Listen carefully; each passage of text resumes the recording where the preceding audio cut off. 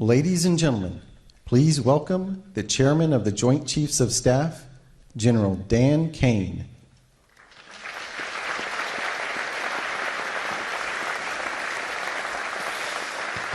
All right, generals, admirals, senior leaders, good morning. Wow, what a group here today. I will tell you that our enemies are terrified right now that we are all in the same room, and that is a true statement. Welcome everyone to Marine Corps Base Quantico and the first ever Key Leaders All Call. To the Commandant and all of the Marines that have made this event possible, thank you. This was no small feat to put this event together in short order, and I'm glad there's pull-up bars just outside. The SEALs in the corner out there are very happy about that. I regret to inform you there will not be a PT test after this event because I know you all would crush it. Last night I had the privilege of joining the Secretary and the Joint Chiefs in honoring 50 Gold Star families at the White House as the President, the First Lady, and our nation honored their loved ones' service and sacrifices. Teammates, it was a quiet and deeply meaningful event that reminded all of us that were lucky enough to be there of the serious and unforgiving nature of the business that we are in, fighting and winning our nation's wars. Leaders, we are living in dynamic and potentially dangerous times. Global risk is on the rise. Our adversaries are no longer aligning, they are aligned.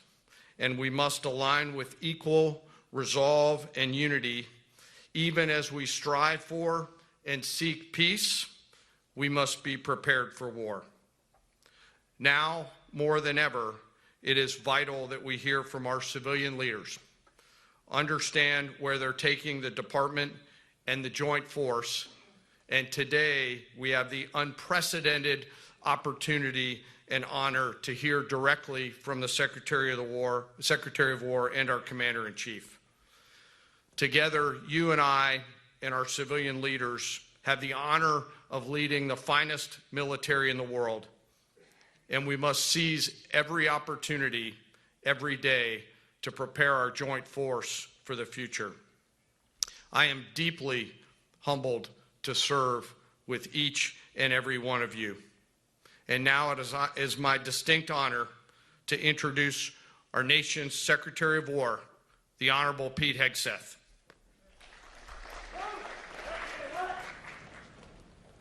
Thank you, Mr. Chairman. Sure. Thank you. Please take your seats.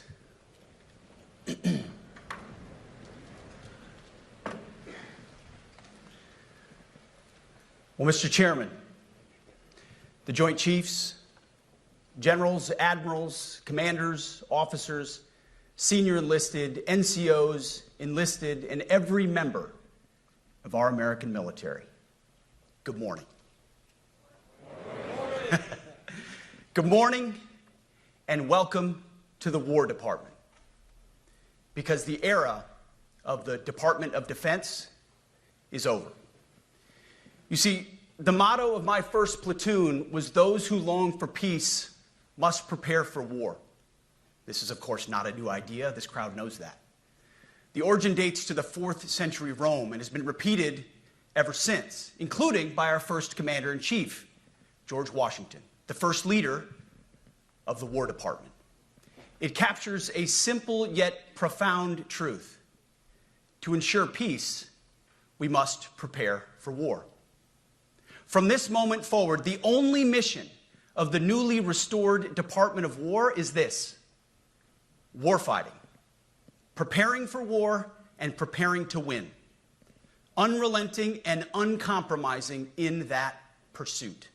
Not because we want war, no one here wants war, but it's because we love peace.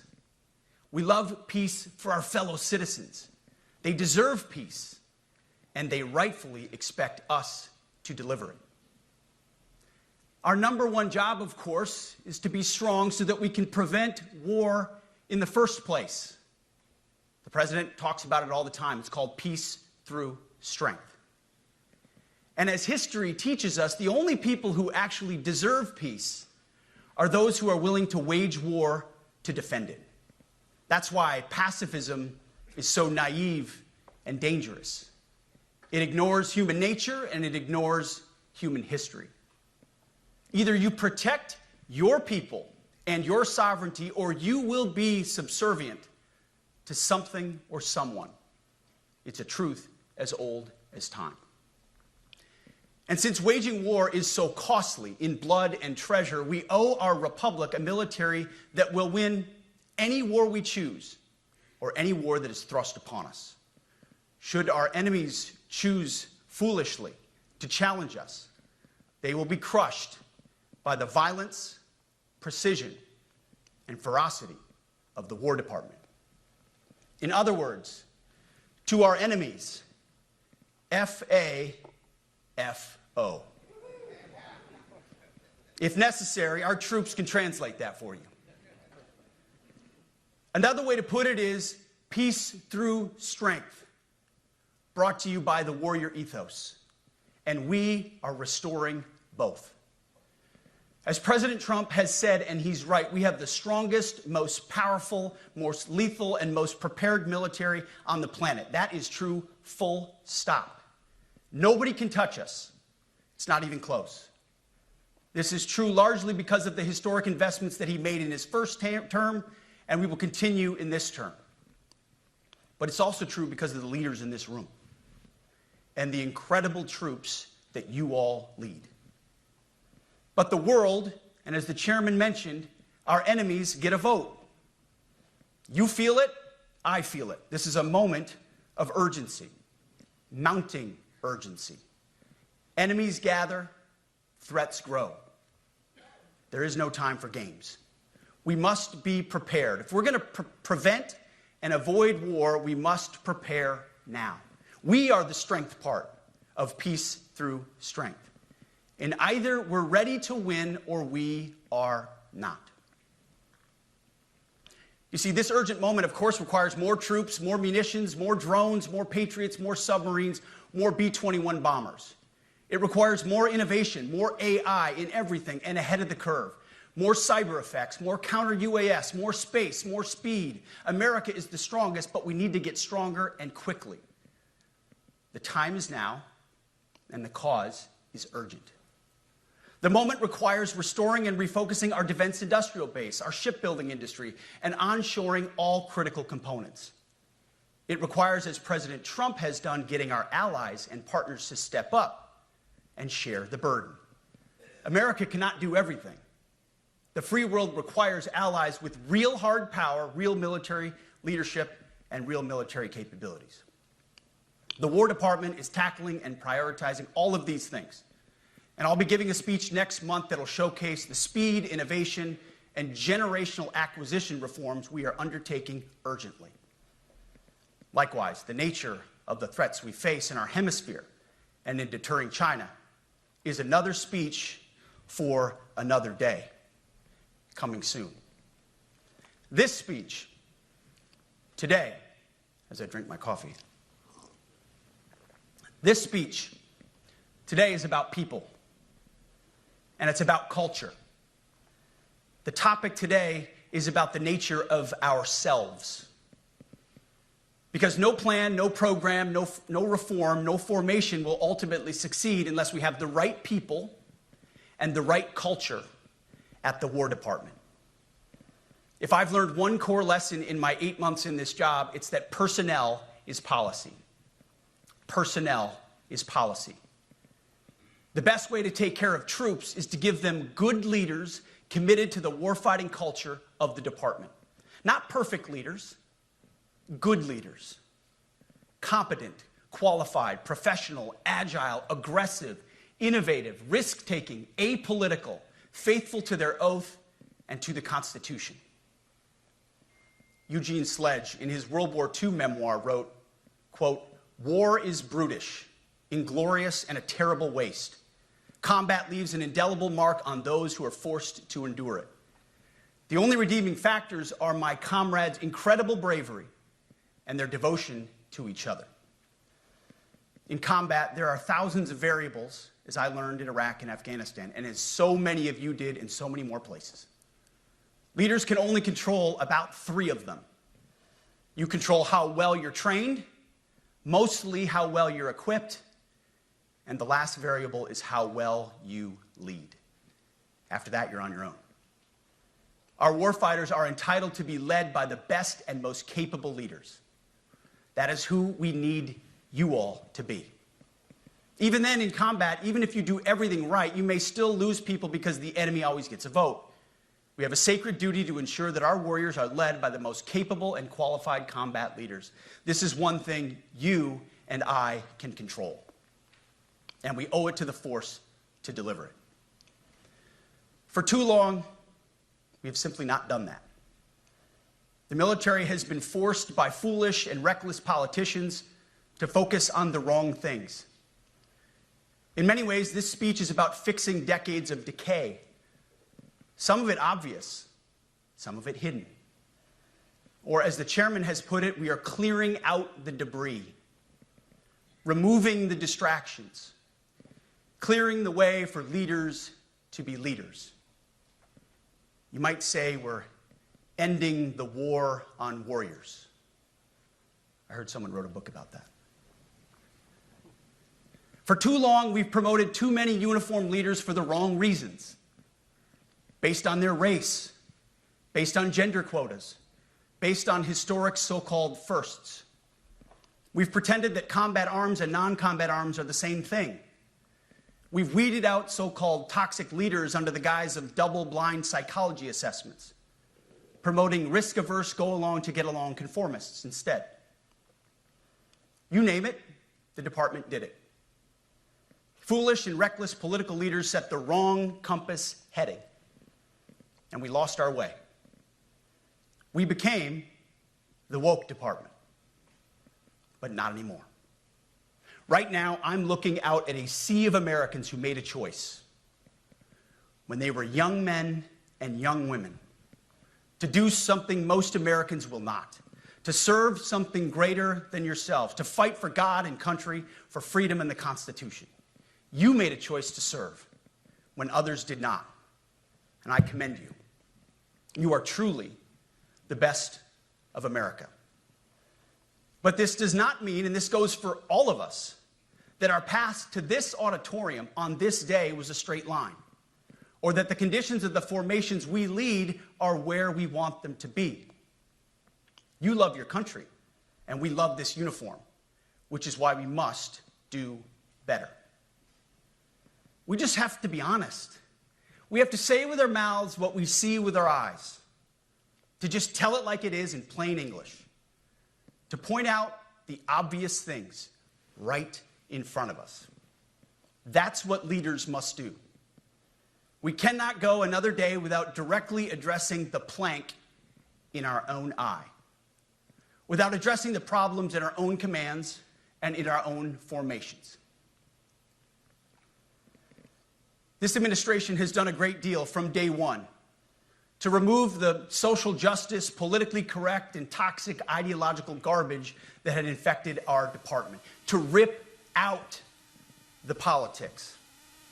No more identity months, DEI offices, dudes in dresses. No more climate change worship. No more division, distraction, or gender delusions. No more debris. As I've said before, and will say again, we are done with that shit. I've made it my mission to uproot the obvious distractions that made us less capable and less lethal. That said, the War Department requires the next step. Underneath the woke garbage is a deeper problem, and a more important problem that we are fixing and fixing fast. Common sense is back at the White House, so making the necessary changes is actually pretty straightforward. President Trump expects it. And the litmus test for these changes is pretty simple. Would I want my eldest son, who is 15 years old, eventually joining the types of formations that we are currently wielding? If in any way the answer to that is no, or even yes, but, then we're doing something wrong. Because my son is no more important than any other American citizen who dons the cloth of our nation. He is no more important than your son. All precious souls made in the image and likeness of God. Every parent deserves to know that their son or their daughter that joins our ranks is entering exactly the kind of unit that the Secretary of War would want his son to join. Think of it as the golden rule test. Jesus said, "Do unto others that which you would have done unto yourself." It's the ultimate simplifying test of truth. The new War Department golden rule is this: do unto your unit as you would have done unto your own child's unit. Would you want him serving with fat or unfit or undertrained troops? Or alongside people who can't meet basic standards? Or in a unit where standards were lowered so certain types of troops could make it in? In a unit where leaders were promoted for reasons other than merit, performance, and warfighting? The answer is not just no, it's hell no.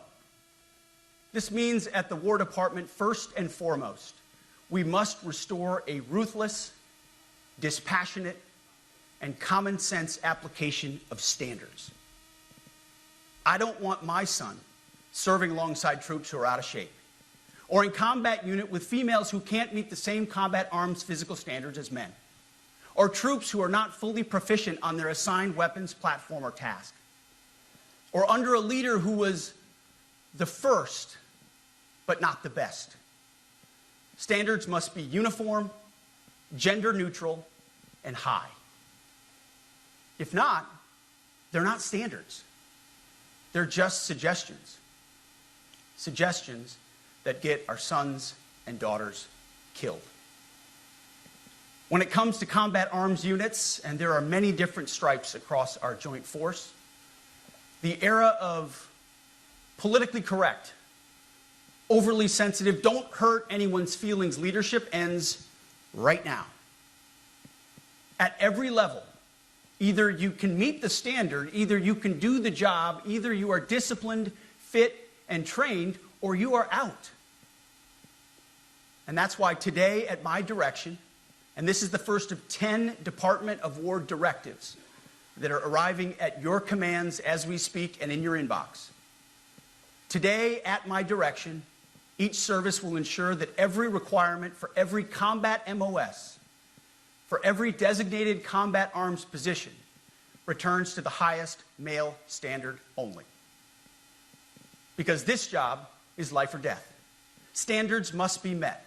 And not just met, at every level we should seek to exceed the standard, to push the envelope, to compete. It's common sense and core to who we are and what we do. It should be in our DNA.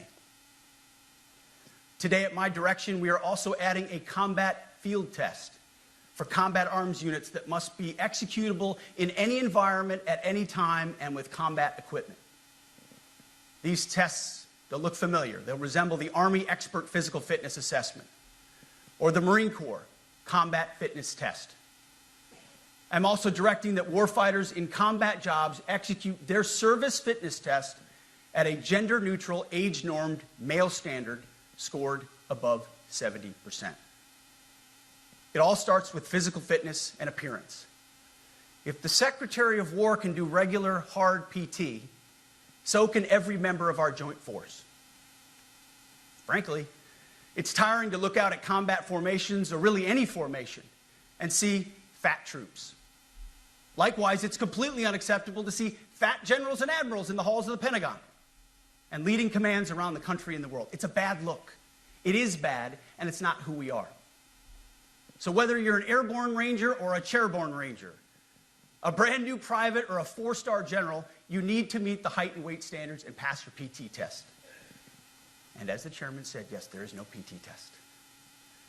But today, at my direction, every member of the joint force at every rank is required to take a PT test twice a year, as well as meet height and weight requirements twice a year, every year of service.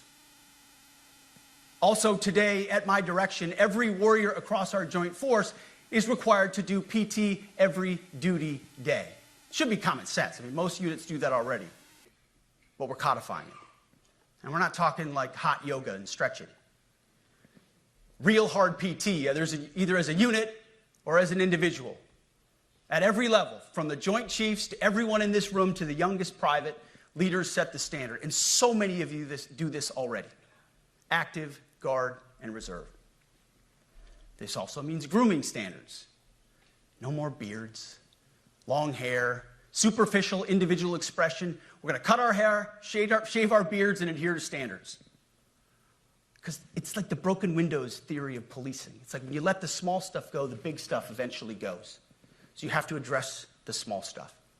This is on duty, in the field, and in the rear. If you want a beard, you can join Special Forces. If not, then shave. We don't have a military full of Nordic pagans. But unfortunately, we have had leaders who either refuse to call BS and enforce standards, or leaders who felt like they were not allowed to enforce standards. Both are unacceptable. And that's why today, at my direction, the era of unprofessional appearance is over. No more beardos. The era of rampant and ridiculous shaving profiles is done. Simply put, if you do not meet the male-level physical standards for combat positions, cannot pass a PT test, or don't want to shave and look professional, it's time for a new position or a new profession. I sincerely appreciate the proactive efforts the secretaries have already taken in some of those areas, service secretaries. And these directives are intended to simply accelerate those efforts. On the topic of standards, allow me a few words to talk about toxic leaders. Upholding and demanding high standards is not toxic. Enforcing high standards, not toxic leadership. Leading warfighters toward the goals of high, gender-neutral, and uncompromising standards in order to forge a cohesive, formidable, and lethal Department of War is not toxic. It is our duty, consistent with our constitutional oath. Real toxic leadership is endangering subordinates with low standards. Real toxic leadership is promoting people based on immutable characteristics or quotas instead of based on merit. Real toxic leadership is promoting destructive ideologies that are an anathema to the Constitution and the laws of nature and nature's God, as Thomas Jefferson wrote in the Declaration of Independence. The definition of toxic has been turned upside down, and we're correcting that. That's why today, at my direction, we're undertaking a full review of the department's definitions of so-called toxic leadership, bullying, and hazing, to empower leaders to enforce standards without fear of retribution or second-guessing. Of course, you can't do like nasty bullying and hazing. We're talking about words like bullying and hazing and toxic. They've been weaponized and bastardized inside our formations, undercutting commanders and NCOs. No more. Setting, achieving, and maintaining high standards is what you all do. And if that makes me toxic, then so be it. Second, today at our direction, we're ensuring that every service, every unit, every schoolhouse, and every form of professional military education conduct an immediate review of their standards. Now, we've done this in many places already, but today it goes across the entire Department of War. Any place where tried and true physical standards were altered, especially since 2015 when combat arms standards were changed to ensure females could qualify, must be returned to their original standard. Other standards have been manipulated to hit racial quotas as well, which is just as unacceptable.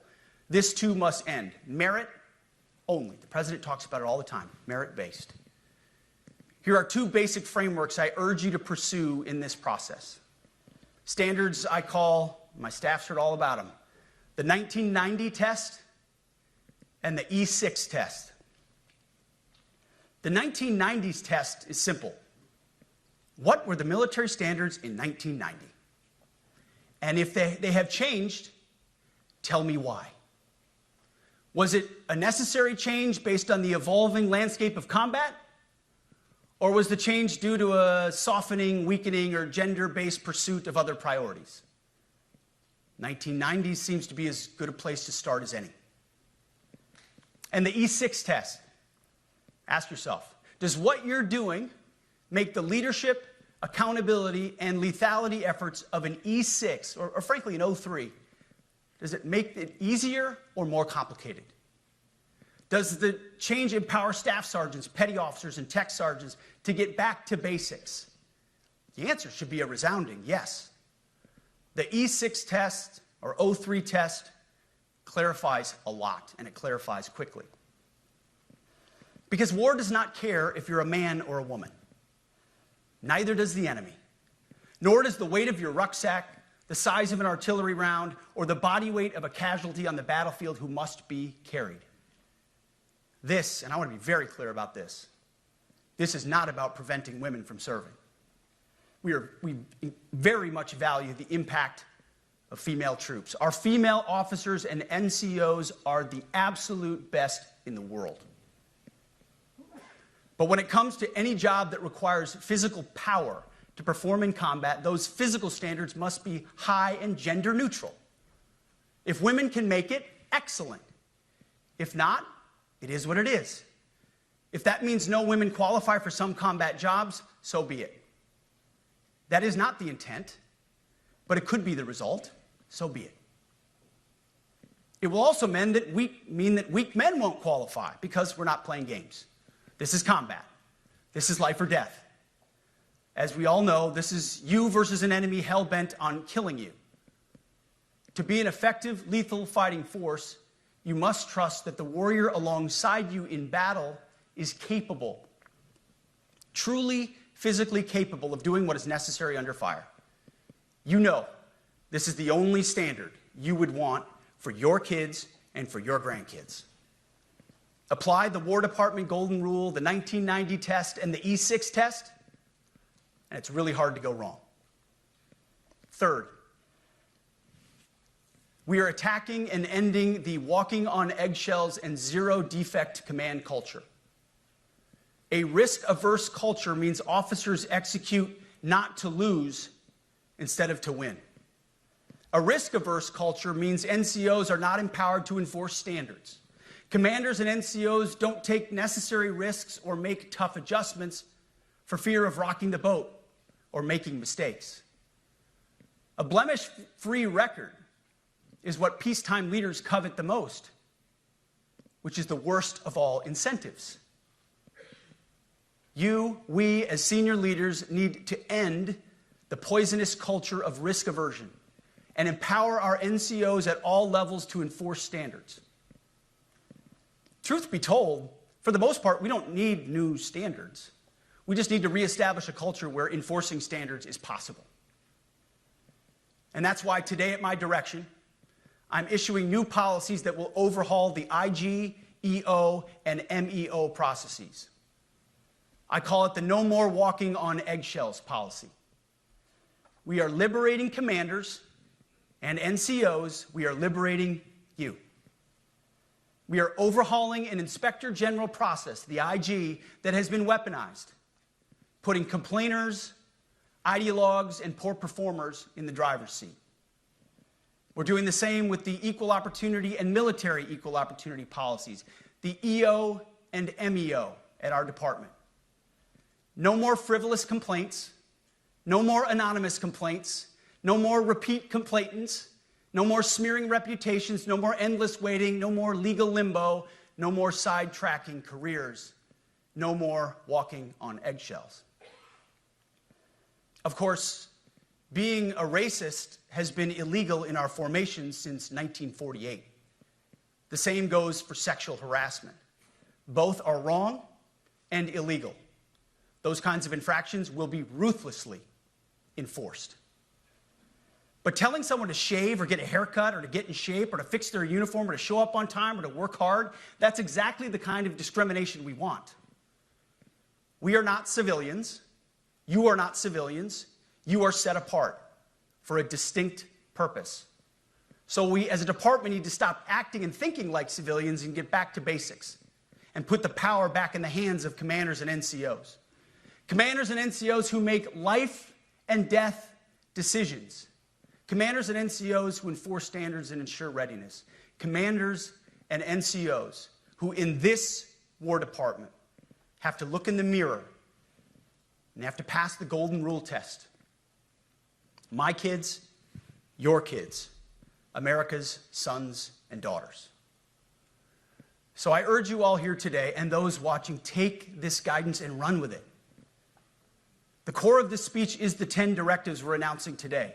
They were written for you, for Army leadership, for Navy leadership, for Marine Corps leadership, for Air Force leadership, Space Force leadership. These directives are designed to take the monkey off your back and put you, the leadership, back in the driver's seat.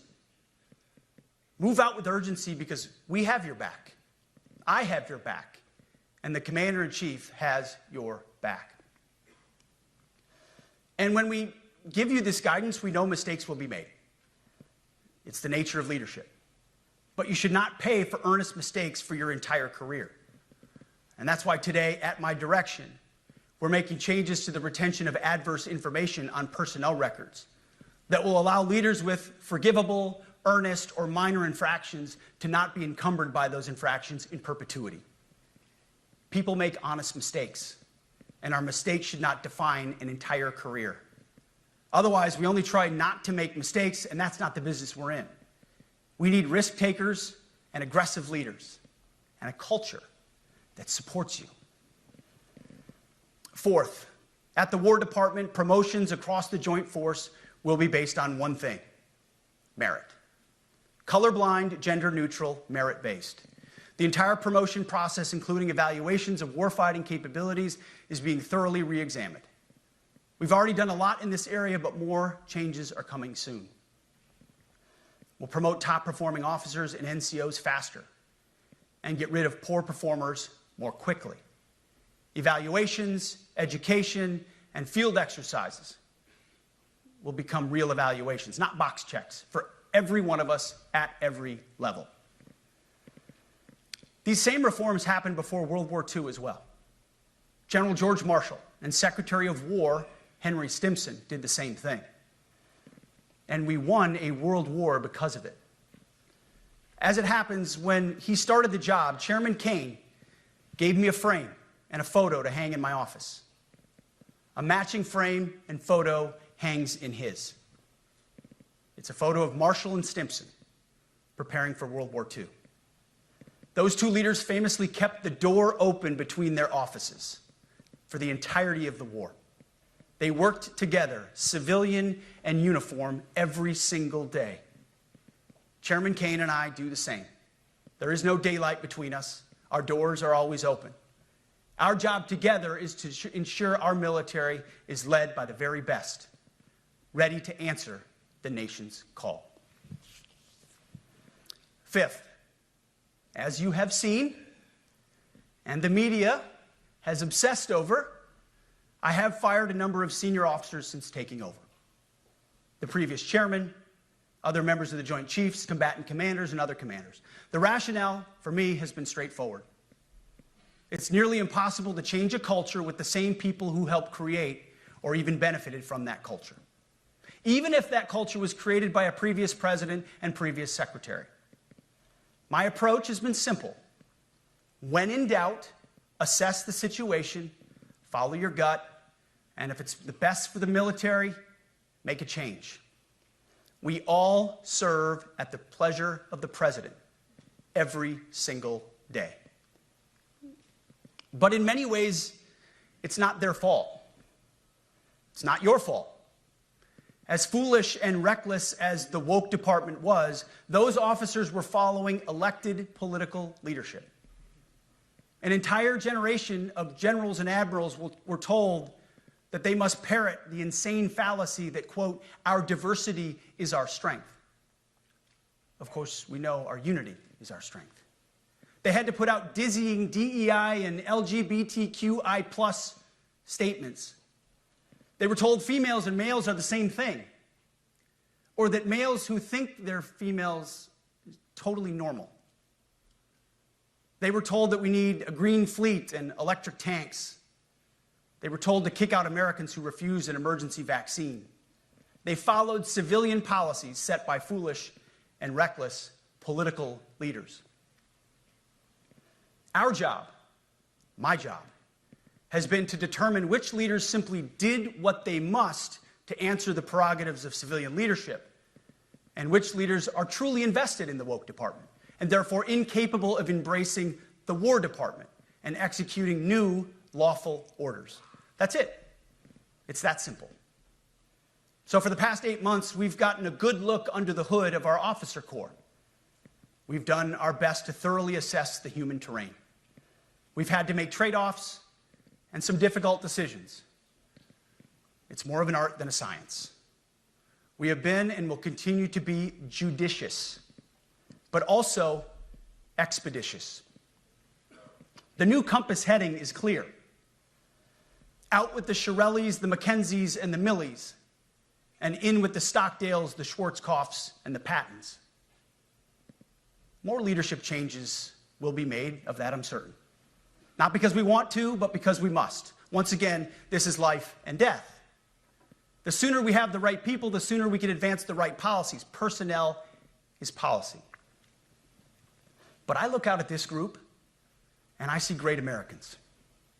Leaders who have given decades to our great republic, at great sacrifice to yourselves and to your families. But if the words I'm speaking today are making your heart sink, then you should do the honorable thing and resign. We would thank you for your service. But I suspect, I know, the overwhelming majority of you feel the opposite. These words make your hearts full. You love the War Department because you love what you do, the profession of arms. You are hereby liberated to be an apolitical, hard-charging, no-nonsense, constitutional leader that you joined the military to be. We need you locked in on the M, not the D, the E, or the I, not the DEI or the DIE of dime. By that I mean the M, military, of the instruments of national power. We have entire departments across the government dedicated to diplomatic, informational, and economic lines of effort. We do the M. Nobody else does. And our GOFOs need to master it in every domain and every scenario. No more distractions, no more political ideologies, no more debris. Now, of course, we're going to disagree at times. We would not be Americans if we didn't. Being a leader in a large organization like ours means having frank conversations and differences of opinion. You will win some arguments, and you will lose some arguments. But when civilian leaders issue lawful orders, we execute. We are professionals in the profession of arms. Our entire constitutional system is predicated upon this understanding. Now, it seems like a small thing, but it's not. This includes as well the behavior of our troops online. To that end, I want to thank and recognize the services for their new proactive social media policies. Use them. Anonymous, online, or keyboard complaining is not worthy of a warrior. It's cowardice masquerading as conscience. Anonymous, unit-level social media pages that trash commanders, demoralize troops, and undermine unit cohesion must not be tolerated. Again, O3s, E6s. Sixth, we must train and we must maintain. Any moment that we are not training on our mission or maintaining our equipment is a moment we are less prepared for preventing or winning the next war. That is why today, at my direction, we are drastically reducing the ridiculous amount of mandatory training that individuals and units must execute. We've already ended the most egregious. Now we're giving you back real time. Less PowerPoint briefings and fewer online courses, more time in the motor pool, and more time on the range. Our job is to make sure you have the money, equipment, weapons, and parts to train and maintain, and then you take it from there. You all know this because it's common sense. The tougher and the higher the standards in our units, the higher the retention rates in those units. Warriors want to be challenged. Troops want to be tested. When you don't train and you don't maintain, you demoralize. And that's when our best people decide to take their talents to the civilian world. The leaders who created the woke department have already driven out too many hard chargers. We reverse that trend right now. There is no world in which high-intensity war exists without pain, agony, and human tragedy. We are in a dangerous line of work. You are in a dangerous line of work. We may lose good people. But let no warrior cry out from the grave, "If only I had been properly trained." We will not lose warfighters because we failed to train or equip them or resource them. Shame on us if we do. Train like your warriors' lives depend on it, because they do. To that point, basic training is being restored to what it should be: scary, tough, and disciplined. We're empowering drill sergeants to instill healthy fear in new recruits, ensuring that future warfighters are forged. Yes, they can shark attack, they can toss bunks, they can swear, and yes, they can put their hands on recruits. This does not mean they can be reckless or violate the law, but they can use tried and true methods to motivate new recruits to make them the warriors they need to be. Back to basics at basic as well. Of course, and you know this, basic training is not where mission readiness should end. The nature of the evolving threat environment demands that everyone in every job must be ready to join the fight if needed. A core credo of the Marine Corps is every Marine a rifleman. It means that everyone, regardless of MOS, is proficient enough to engage an enemy threat at sea, in the air, or in a so-called rear area. We need to ensure that every member of our uniformed military maintains baseline proficiency in basic combat skills, especially because the next war, like the last, will likely not have a rear area. Finally, as President Trump rightly pointed out when he changed the department name, the United States has not won a major theater war since the name was changed to the Department of Defense in 1947. One conflict stands out in stark contrast: the Gulf War. Why? Well, there's a number of reasons, but it was a limited mission with overwhelming force and a clear end state. But why did we execute and win the Gulf War the way we did in 1991? There's two overwhelming reasons. One was President Ronald Reagan's military buildup gave an overwhelming advantage. And two, military and Pentagon leadership had previous formative battlefield experiences. The men who led this department during the Gulf War were mostly combat veterans of the Vietnam War. They said never again to mission creep or nebulous end states. The same holds true today. Our civilian and military leadership is chock full of veterans from Iraq and Afghanistan who say never again to nation building and nebulous end states.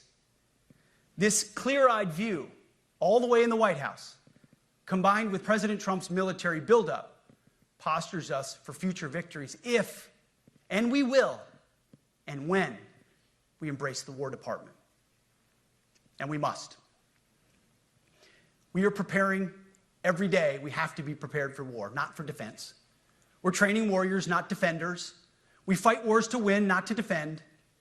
Defense is something you do all the time. It's inherently reactionary and can lead to overuse, overreach, and mission creep. War is something you do sparingly, on our own terms, and with clear aims. We fight to win. We unleash overwhelming and punishing violence on the enemy. We also don't fight with stupid rules of engagement. We untie the hands of our warfighters to intimidate, demoralize, hunt, and kill the enemies of our country. No more politically correct and overbearing rules of engagement. Just common sense, maximum lethality, and authority for warfighters. That's all I ever wanted as a platoon leader. And it's all my E6 squad leaders ever wanted, back to that E6 rule. We let our leaders fight their formations, and then we have their back. It's very simple, yet incredibly powerful. A few months ago, I was at the White House when President Trump announced his Liberation Day for America's trade policy. It was a landmark day. Well, today is another Liberation Day. The liberation of America's warriors, in name, in deed, and in authorities. You kill people and break things for a living. You are not politically correct and don't necessarily belong always in polite society. We are not an army of one. We are a joint force of millions of selfless Americans. We are warriors. We are purpose-built, not for fair weather, blue skies, or calm seas. We were built to load up in the back of helicopters, 5 tons, or Zodiacs, in the dead of night, in fair weather or foul, to go to dangerous places, to find those who would do our nation harm, and deliver justice on behalf of the American people in close and brutal combat if necessary. You are different. We fight not because we hate what's in front of us. We fight because we love what's behind us. You see, the Ivy League faculty lounges will never understand us, and that's okay, because they could never do what you do. The media will mischaracterize us, and that's okay, because deep down they know the reason they can do what they do is you. In this profession, you feel comfortable inside the violence so that our citizens can live peacefully.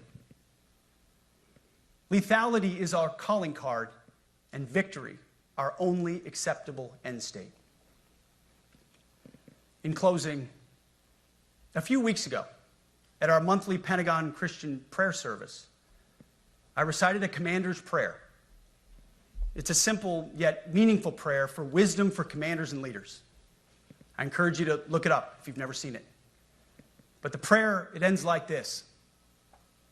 And most of all, Lord, please keep my soldiers safe. Lead them, guide them, protect them, watch over them. And as you gave all of yourself for me, help me give all of myself for them. And amen. I have prayed this prayer many times since I've had the privilege of being your secretary. And I will continue to pray this prayer for each of you as you command and lead our nation's finest. Go forth and do good things, hard things. President Trump has your back, and so do I. And you'll hear from him shortly. Move out and draw fire, because we are the War Department. Godspeed.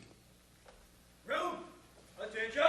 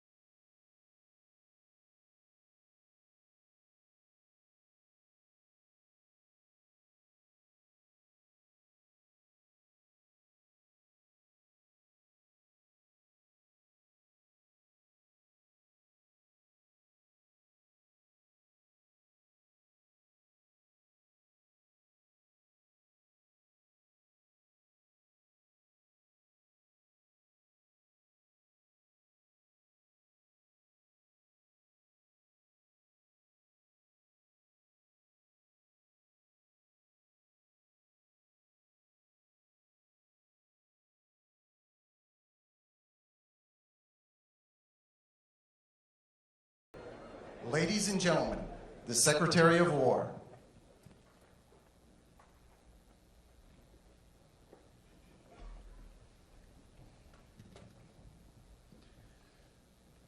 Well, you've heard from me, so now it's the main event, our Commander-in-Chief. I have the privilege every single day of watching him put America first, of ensuring that our warfighters have everything they need.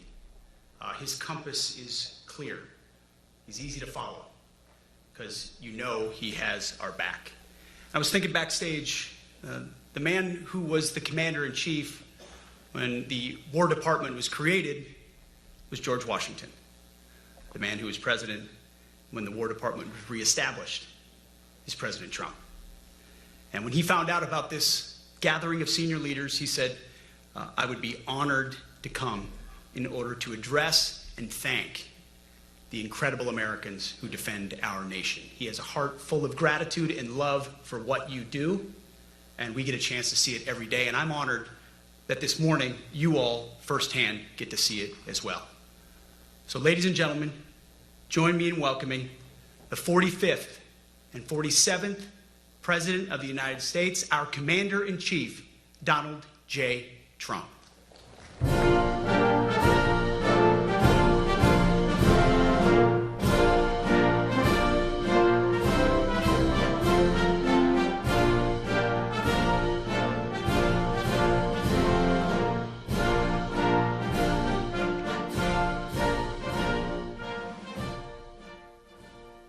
Thank you very much, Pete. Great job you're doing, too. Fantastic job. I've never walked into a room so silent before. This is very... Oh, don't laugh. Don't laugh. You're not allowed to do that. You know what? Just have a good time. And if you want to applaud, you applaud. And if you want to do anything you want, you can do anything you want. And if you don't like what I'm saying, you can leave the room. Of course, there goes your rank. There goes your future. But you just feel nice and loose, okay? Because we're all on the same team. And I was told that, sir, you won't hear a murmur in the room. I said, we got to loosen these guys up a little bit. So you just have a good time. But I want to thank Secretary Hegseth and General Kaine, General Raising Kaine for a reason, they call him that. When I heard his name, I said, you're the guy I'm looking for. The Joint Chiefs of Staff and so many others in this room who together represent the greatest and most elite fighting force in the history of the world, the United States military. We're very proud of our military. I rebuilt the military during my first term. It's one of the greatest achievements. We had the greatest economy in history, and I built the military. Those are the two things I say more than anything else. And I also kept us safe at the borders. We had very good borders. We didn't have people coming in from jails and prisons and everything like took place over the last 4 years. They'll never forget what happened to this country over the last 4 years with the incompetence. There could be no higher honor than to serve as your Commander-in-Chief. It is a great honor. I look at you, you're just incredible people. Central casting, I might add. To each and every one of you, I thank you for your unwavering devotion to the armed forces and to the country that we've all sworn a sacred oath to defend. We all have that oath, every one of us. I'm thrilled to be here this morning to address the senior leadership of what is once again known around the world as the Department of War. I know Pete spoke about it. He gave a great speech, I thought. Great speech. I don't want him to get so good. I hate that. You know? No, I hate it. I almost fired him. I said, you can't, I don't want to go on after that. No, he gave a great speech, but he talked about Department of War. We were sitting there. I said, didn't it used to be called the Department of War? And he goes, yes, sir. They changed it like in the early 50s. So we won the First World War. We won the Second World War. We won everything in between and everything before that. We only won. And then we went, in a way, woke. That was probably the first sign of wokeness. And we changed it to defense instead of war. And I said, what do you think? How do you think if we changed it back? Would that be a nice idea? And Pete loved it immediately. Some people thought about it. You know, they gave it a little thought. But in the end, we did it. And I have to be honest, it's so popular. I thought it would be met with fury on the left. But they're sort of giving up, I must be honest with you. They've had it. They've had it with Trump. They've been after me for so many years now. Here we are. Here we are. Come to the White House anytime you'd like. No, they've given up. They're bad, a lot of bad people. But all over, it's been so popular. It's been very popular. I really thought that we were going to have to sort of fight it through. There's been no fight. There's been no fight. Like what I called the Gulf of America, the Gulf of America, because to me it was always the Gulf of America. I could never understand. We have 92% of the frontage. And for years, actually 350 years, they were there before us. It was called the Gulf of Mexico. I just had this idea. I'm looking at a map. I'm saying, we have most of the frontage. Why is it Gulf of Mexico? Why isn't it the Gulf of America? And I made the change, and it went smoothly. I mean, we had a couple of fake news outlets that refused to make the change. And then one of them, AP, took us to court, and we won. And the judge, who was a somewhat liberal judge, said, the name is the Gulf of America, because AP refused to call it the Gulf of America. They wrote, they're not a good outfit, by the way. They call it the Gulf of Mexico. I said, no, the Gulf of America is the name. And the judge actually said that, in fact, you can't even go into the room because what you're doing is not appropriate. The name is the Gulf of America. Google Maps changed the name. Everybody did, but AP wouldn't, and then we won in court. How about that? Isn't that so cool? The Secretary Hegseth beautifully described the name change reflects far more than the shift in branding. It's really a historic reassertion of our purpose and our identity and our pride. That's when we go with the word war. And you know, we want war because we want to have no wars, but you have to be there, and you know, sometimes you have to do it. I have settled so many wars since we're here. We're here almost 9 months, and I've settled 7, and yesterday we might have settled the biggest of them all, although I don't know. Pakistan, India was very big. Both nuclear powers, I settled that. But yesterday could be the settlement in the Middle East. That hasn't happened for 3,000 years. I said, how long have you been fighting? 3,000 years, sir. That's a long time. But we got it, I think, settled. We'll see. Hamas has to agree.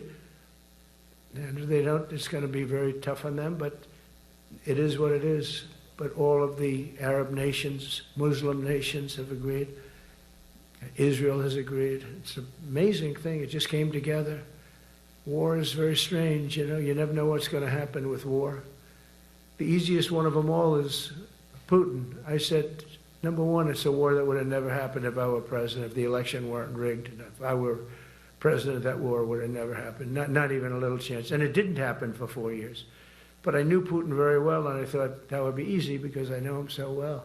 Well, that one turned out to be the hardest of them all. We had some that were not settlable, and they all got settled.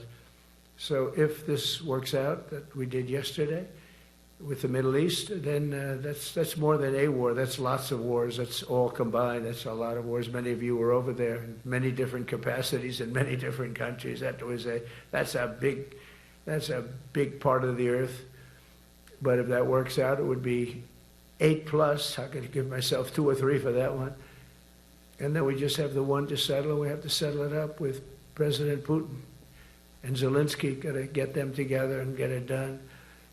But the only way we can do that is through strength. I mean, if we were weak, they wouldn't even take my phone call. But we have extreme strength. We had the horror show in Afghanistan, which is really the reason I think that Putin went in. He saw that horror show by Biden and his team of incompetent people. And that showed, I think it gave him a path in. I wasn't there any longer. I watched that, and it was so horrible. I think it was the most embarrassing day in the history of our country. And now we're back. And that's it. We're not going to have any of that crap happen, I can tell you.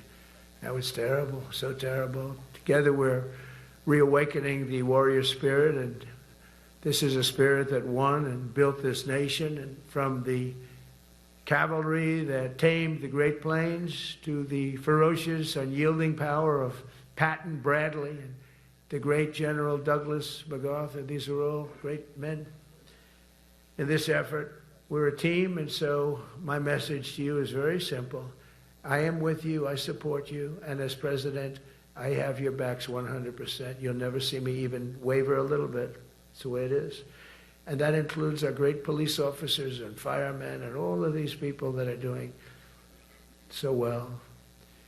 Together over the next few years, we're going to make our military stronger, tougher, faster, fiercer, and more powerful than it has ever been before. I rebuilt our nuclear, as you probably know, but we'll upgrade that also and just hope we never have to use it. We have to hope we never have to use it, because the power of that is so incredible. I see things, I don't think they'd show it to you. I really wouldn't want them to show it to you. But when you see the result of what's left, you never want to use that. Never, never, ever. We were a little bit threatened by Russia recently, and I sent a submarine, nuclear submarine, the most lethal weapon ever made. Number one, you can't detect it. There's no way. We're 25 years ahead of Russia and China in submarines. Russia's actually second in submarines. China's third, but they're coming up. They're coming up. They're way lower in nuclear too, but in 5 years they'll be equal. They're coming up. And you don't have to be that good with nuclear. You could have 1/20th what you have now and still do the damage that would be, that'd be so horrendous. But I announced that, based on his mention of nuclear, and it was really a stupid person that works for him mentioned the word nuclear, I moved a submarine or two, I won't say about the two, over to the coast of Russia, just to be careful, because we can't let people throw around that word. I call it the N-word. There are two N-words, and you can't use either of them.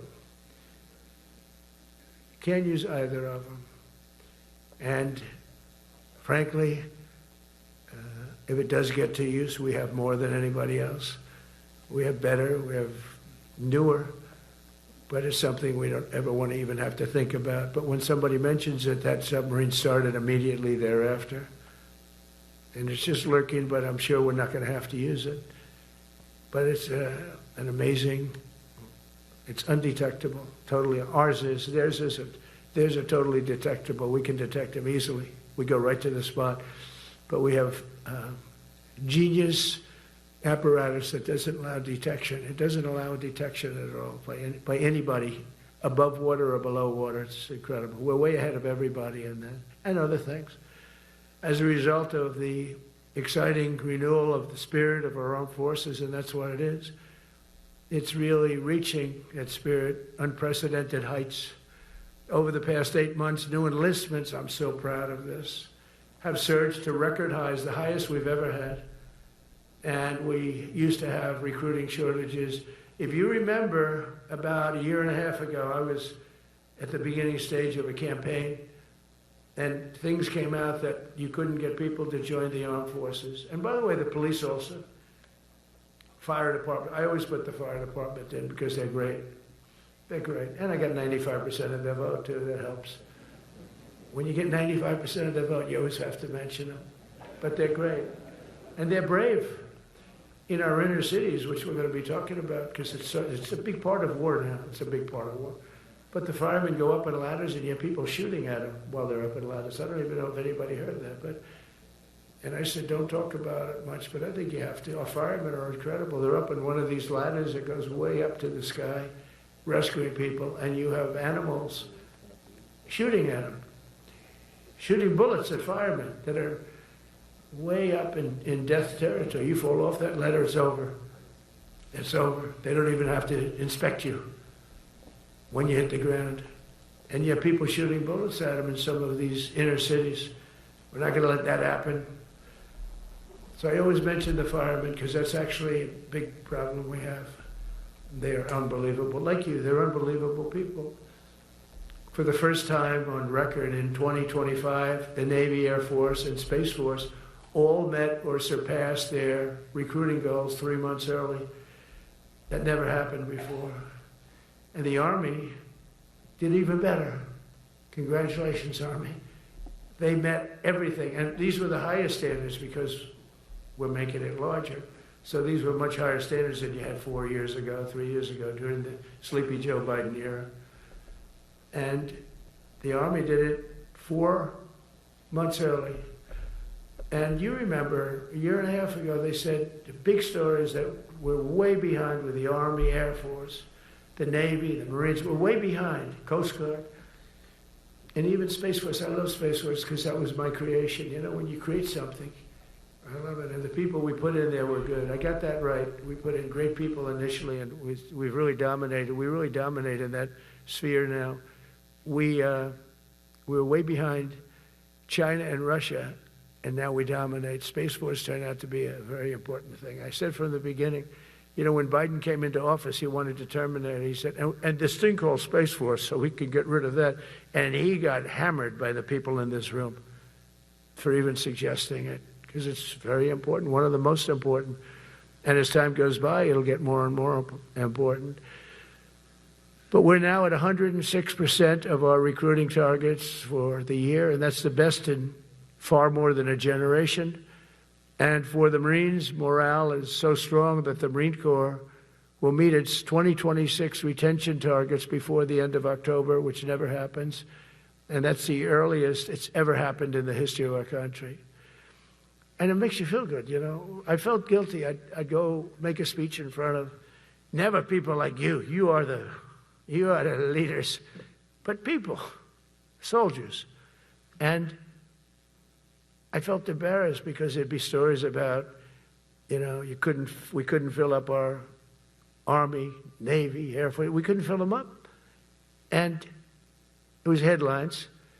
It was during Biden's 4 years. The auto pen. I call him the auto pen. It's, how would you like to have your thing signed by an auto pen? You know, when I have a general and I have to sign for a general because we have beautiful paper, the gorgeous paper, I said, throw a little more gold on it. They deserve it. I want the A paper, not the D paper. We used to sign a piece of garbage. I said, this man's going to be a general, right? Yeah. I don't want to use this. I want to use the big, beautiful, firm paper. I want to use the real gold writing when you talk about the position, and they're beautiful. And, but how would you like to have that where some kid sitting in the back office is having it signed with an auto pen? I thought about it, and I thought about you people first, admirals, generals. I said, somebody works his whole life. He gets into maybe the academies or wherever, but however you got there, and you go through years of work, and now you become an admiral or a general or whatever. And when you do, the President of the United States signs your commission, as you know, and that commission is beautifully displayed. And I sign it. Actually, I love my signature. I really do. Everyone loves my signature. But I signed it very proudly, and I always think to myself, how can you have an auto pen sign this? It's just so disrespectful. To me, it's just totally disrespectful. And it turned out that almost everything he did was signed by auto pen, except for when he gave his son, Hunter, pardon. He signed that one. And that's actually the worst signature I've ever seen. That was the bad. The auto pen looks much better. But as leaders, our commitment to every patriot who put on the uniform is to ensure that American military remains the most lethal and dominant on the planet, not merely for a few years, but for the decades and generations to come, for centuries. We must be so strong that no nation will dare challenge us, so powerful that no enemy will dare threaten us, and so capable that no adversary can even think about beating us. And we've had it recently. I had India and Pakistan were going at it, and I called them both. And in this case, I used trade. I'm not going to trade with you. Used to 2 nuclear nations, big nuclear. No, you cannot do that. I said, yes, I can. You go into this freaking war that I'm hearing about. You know, actually, they just shot down 7 planes. 7 planes, it was starting. There's a lot of bad blood. And I said, you do this, there's not going to be any trade. And I stopped the war. It was raging for 4 days, but that was just the beginning. And we stopped it. It was a great thing. And the Prime Minister of Pakistan was here, along with the Field Marshal, who's a very important guy in Pakistan, and he was here 3 days ago. And I didn't even realize it as beautifully as he said it, but he said that to a group of people that were with us, 2 generals, but a group, he said, this man saved millions of lives because he saved the war from going on, and that war was going to get very bad, very, very bad. President Trump saved millions and millions of lives. That was a bad war. And I was very honored. I loved the way he said it. Susie Wiles was there. She said that was the most beautiful thing. But we saved a lot of them. Saved a lot of them. Even in Africa, we saved the Congo with Rwanda. They've been fighting for 31 years, 10 million people dead. I got that one done. And very proud of it. So if this works out, we'll have 8. 8 in 8 months. That's pretty good. Nobody's ever done that. Will you get the Nobel Prize? Absolutely not. They'll give it to some guy that didn't do a damn thing. They'll give it to a guy that wrote a book about the mind of Donald Trump and what it took to solve the wars. And he'll get the Nobel Prize will go to a writer. No, but well, let's see what happens. But it's be a big insult to our country. I will tell you that. I don't want it. I want the country to get it. It should get it because there's never been anything like it. Think of it. So if this happens, I think it will. I don't say that lightly because I know more about deals than anybody. This is what my whole life was based on. And they can change, and this can certainly change. But we have just about everybody. We have one signature that we need, and that signature will pay in hell if they don't sign. I hope they sign for their own good and we create something really great. But to have done 8 of them is just like such an honor. And then we have Putin and Zelensky. The easiest one of them all. I said, that one I'll get done. I thought that was going to be first. The others were much harder, some of them. Azerbaijan this was going on for 36 years. They said, it's not solvable, sir. Don't do it. I said, I will do it. I will do it. And I got on the phone with the 2 countries. They were great. They were great. I knew immediately. I knew as soon as I started talking to them, we're going to solve that war. We did. Now they're so happy. Now they're friends. One said he's been president for 32 years, 22 years. He said, for 22 years, I did nothing but kill his people. They were in the room together at the Oval Office. And they started off spread like this. I have the beautiful Resolute desk. And one was here, and one was here.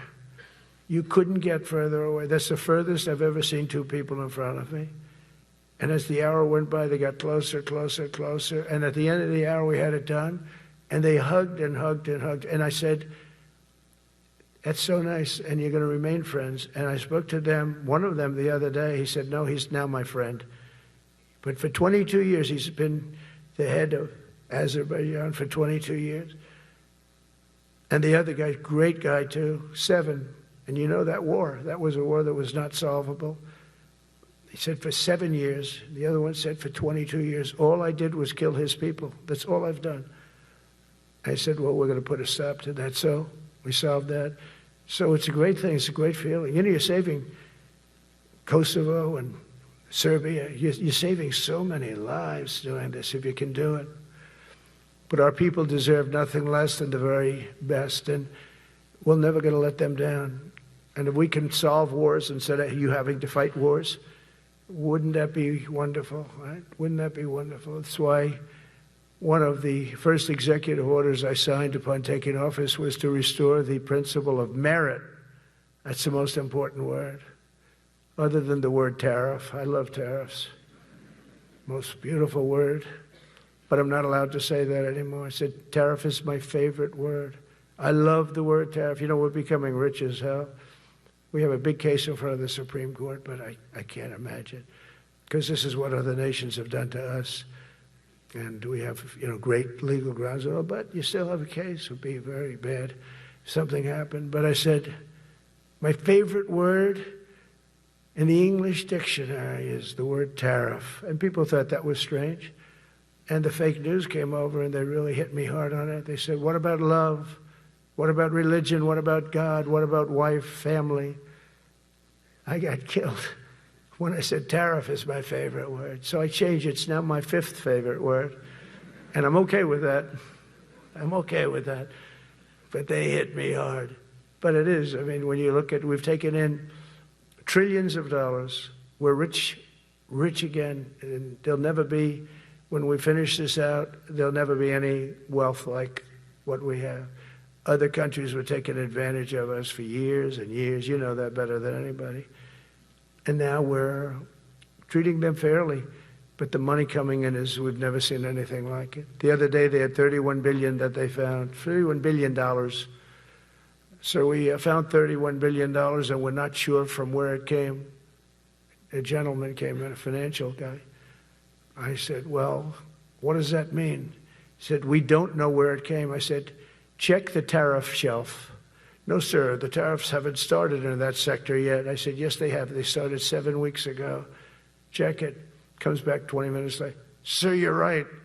It came from tariffs. $31 billion.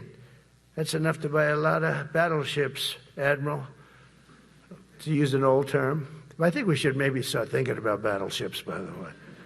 You know, we have a Secretary of the Navy. He came to me because I look at the Iowa out in California, and I look at different ships and the old pictures. I used to watch Victory at Sea. I love Victory at Sea. Look at these admirals. It's got to be your all-time in black and white.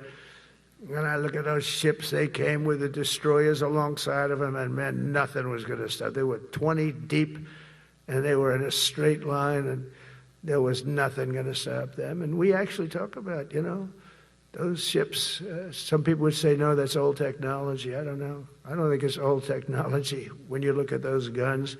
But it's something we're actually considering, the concept of battleship. Nice 6-inch sides, solid steel, not aluminum that melts if it looks at a missile coming at it. It starts melting as the missile's about 2 miles away. Now, those ships, they don't make them that way anymore. But you look at it, and your secretary likes it, and I'm sort of open to it. And bullets are a lot less expensive than missiles. A lot of reasons. I should take a vote, but I'm afraid to take that vote because I may get voted out on that one. But I tell you, it's something we're seriously considering. There were powers. There were big powers. They were just about as mean and scary as you could be. And so we're looking at that. One of the biggest cases that we won was the decision of the United States Supreme Court to allow us to proceed on the word merit. Merit. So those two words are right up there. So this is, I would say, the opposite if you ask for a definition. The opposite of political correctness. We went through political correct where you had to have people that were totally unfit to be doing what you're doing for many reasons. I won't get into them. But for many reasons, they were unfit. Now, it's all based on merit.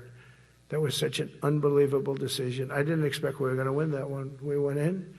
We said we needed it. We went in for colleges, you know, where kids with a C average are getting into the best colleges, and the kids with A averages won't get in. And kids with the highest boards and the highest marks and the best marks couldn't get into the best schools. And people that had not good boards and not very good marks, I mean, okay, but nothing special, they were getting into our best colleges. I said, this is just crazy. You can't run a country like this.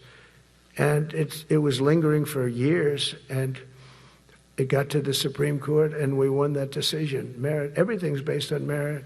You're all based on merit. We're not going to have somebody taking your place for political reasons because they are politically correct, and you're not. We take the people that are going to do the best job. That's all. It's very simple. And that's the way our country was built. We were built on merit. We got away from it for a long time. And everyone understands it. And it was done. It was approved. I give great credit to the Supreme Court because I thought they had tremendous courage. I didn't think they'd do that. That was tremendous. I give them maybe for that decision almost more than anything because it's a hard decision to make. It's really hard. The apparatus of our country was not set up for merit. It was set up for political correctness. And you can never be great if you're going to do that. And we're going to be greater than we ever were before. We're bringing back a focus on fitness, ability, character, and strength. That's because the purposes of American military is not to protect anyone's feelings. It's to protect our republic, and it's the republic that we dearly love. It's to protect our country.